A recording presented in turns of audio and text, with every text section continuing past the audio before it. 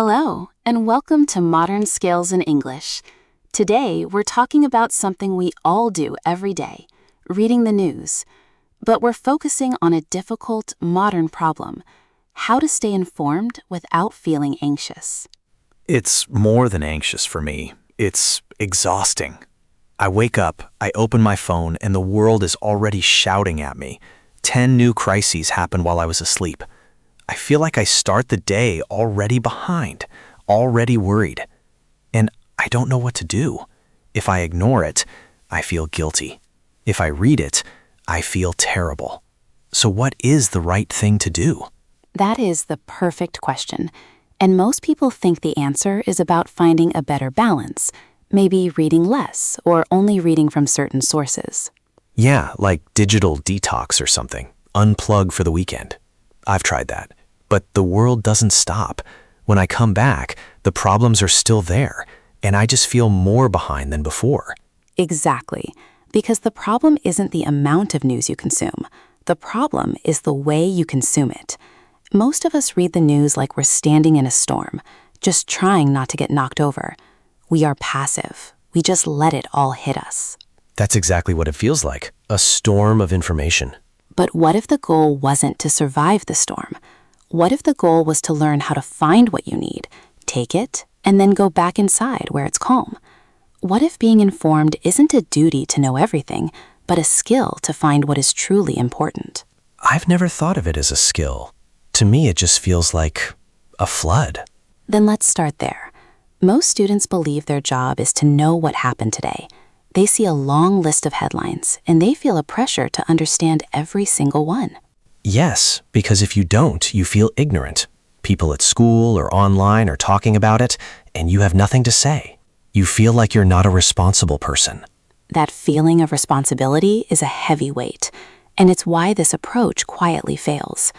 When you try to know everything, you end up understanding nothing deeply. Your mind is full of noise, anxiety, and disconnected facts. You become overwhelmed, not informed. So what's the alternative?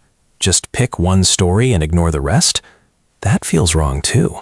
The alternative is to change the first question you ask. Instead of asking, "What happened in the world today?" you start by asking, "What information is important for my world today?" You start with yourself. My world? What does that mean? It means thinking about your life, your community, your goals. Imagine two news stories. One is about a complex political debate in a country you've never visited. The other is about a plan to build a new public library in your city. Which one is more important for your world? The library, of course. It affects me directly. But the political debate feels bigger, more important on a global scale. I feel like I should care about it. You can care about it, but you don't have to carry the weight of it in the same way. The first step is to learn to separate what is interesting from what is useful. You can be aware that the global debate is happening without needing to become an expert on it. This requires you to build a strong mental filter. Your goal is not to block the world out, but to consciously decide what you let in. The core of this new way of thinking is to build a clear narrative for yourself about why you are reading the news in the first place. A narrative. So like a story? My reason for reading? So my reason could be, I want to understand the new library project because I might use it. Precisely. And for the global political story, your narrative might be, I want to know the main idea so I can understand the basics. That's it. You read one article to get the summary, and you give yourself permission to stop. You fulfilled your purpose. You are in control. That feels much lighter. But there's another problem. Even with stories that matter to me, the information itself is so confusing. One article says the library is a great idea. The next one says it's a terrible waste of money. They both have facts and experts. So who do I believe? This is the second turning point. Most people think their job is to read an article and decide, is this true or false? Right. I'm looking for the facts. I'm trying to find the truth. And that is a noble goal, but it's also why you get stuck. The modern news environment isn't just about facts. It's about emotion. A lot of what you read is designed to make you feel something: angry, scared, excited. The story isn't just information, it's a package designed for a reaction. You mean like clickbait headlines? Exactly. but it's deeper than that. Think about the words used. Is a new policy described as a bold investment or a risky scheme? Both can be factually correct, but they create completely different feelings. The new way to think is to move beyond asking, is this true, and start asking, what is the goal of this article? What does the writer want me to feel or think? What is the goal? So I'm looking for their motivation. You're looking for their agenda. Sometimes the agenda is simple, to get you to click and see advertisements. Other times it's political, to make you support one side. Or it could be emotional, to make you feel angry about a problem so you share the article. When you start seeing the agenda, you stop being a victim of the emotion. You become an analyst. So for the library story, one article's agenda might be to celebrate city progress. The other's agenda might be to question government spending. And both agendas could exist at the same time. Exactly. And you don't have to pick a side. You can simply notice them. You can take the useful facts from both, like the cost of the library or its planned location, without accepting the emotional frame. It helps to find a source that you believe is generally impartial. But even with an impartial source, you are the final filter. You decide what the facts mean for you. Okay, this is making sense. I filter for what's relevant to my life, then I analyze the agenda behind the stories I choose to read. But this leads to my biggest problem, the spiral. The spiral? Yes, I read one article about the library. I feel a little confused. So I think, I need more information. I search for it online.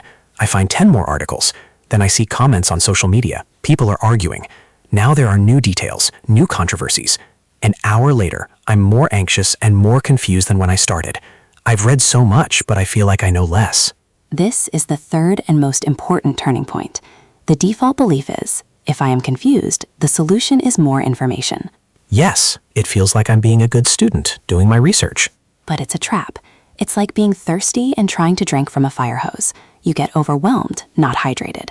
The constant flow of updates and opinions is designed to keep you engaged, not to make you smarter. The new way to think is this: define your finish line before you start. A finish line? For reading the news? Yes. Instead of just diving in, you decide what good enough looks like. For the library story, your goal could be, I want to know 3 things. Where will it be? What will it cost? And what is the main argument for and against it? Okay. Okay. You read until you can answer those 3 questions. And then, this is the critical part, you stop. You give yourself permission to be done. You have enough information for your purpose. Reading more will not bring clarity, it will only bring noise. You have to scrutinize your own desire to keep searching. Often, that desire is just anxiety disguised as research. Wow. Anxiety disguised as research. That really hits home. That's exactly what my late-night scrolling feels like. I think I'm trying to understand, but I'm really just feeding my anxiety.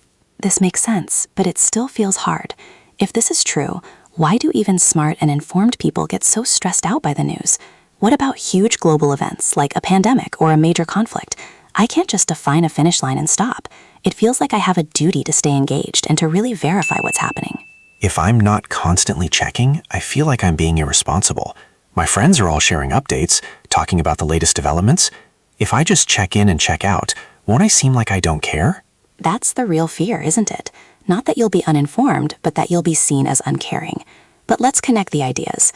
Being truly caring and helpful isn't about absorbing anxiety from the internet. It's about having the mental and emotional energy to act in the real world. Your goal is not to be a passive audience for global drama. Your goal is to be a calm, stable, and useful person in your own life and community. So this system isn't about ignoring the big things. Not at all. It's about engaging with them wisely. Let's use the system for a big global event. First, the filter. You ask, what is my role here? For most of us, our role is not to be a military analyst or a political strategist. Our role is to be a good citizen. So the question becomes, what do I need to know to be a good citizen regarding this event? Okay, that's a different question. The answer might be, understand the human impact, know which organizations are helping, and be aware of how my own country is responding. Exactly. Not to know every single detail of every battle or political statement. You've just set your purpose.